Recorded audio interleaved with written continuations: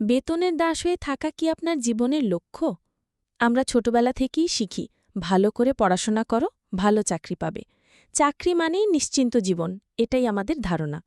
সমাজ, পরিবার, এমনকি আমাদের শিক্ষা ব্যবস্থাও আমাদের মাথায় ঢুকিয়ে দিয়েছে নিরাপদ চাকরি মানেই সফল জীবন। কিন্তু বাস্তবতা ভিন্ন। অনেকেই সারা জীবন চাকরির বেতনের ওপর নির্ভর করেই জীবন চালিয়ে যায়। 1 মাসের বেতন দেরি হলেই জীবন থমকে যায়, টেনশনের পাহাড় এসে নামে। স্বপ্নপূরণ তো দূরের কথা, সাধারণ দৈনন্দিন জীবন চালানোই কঠিন হয়ে পড়ে।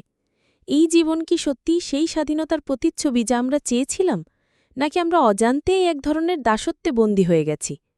চাকরি করা খারাপ কিছু নয়, বরং এটা অনেকের জন্য প্রয়োজনীয় ও সম্মানজনক পেশা। কিন্তু সমস্যা হয় তখন, যখন পুরো জীবনটা শুধু বেতনের দাসত্বে কাটে, যখন মাসের শেষ মানেই হিসেবের খাতা লাল হয়ে ওঠে, যখন নতুন স্বপ্ন দেখার সাহসও থাকে না, কারণ সবকিছুই নির্ভর করছে সেই নির্দিষ্ট বেতনের ওপর, যখন চাকরি হারানোর ভয় আপনাকে প্রতিনিয়ত কাঁপিয়ে রাখে।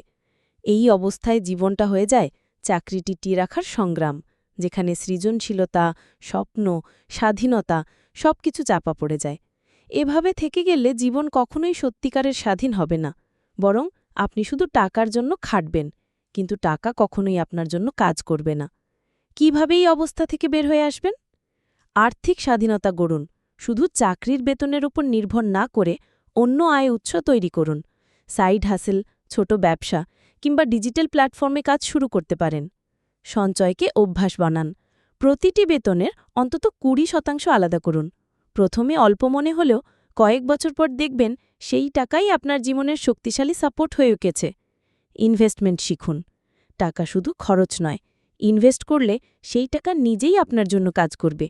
শেয়ার মার্কেট, মিউচুয়াল ফান্ড বা রিয়েল এস্টেট সঠিকভাবে শিখে শুরু করুন।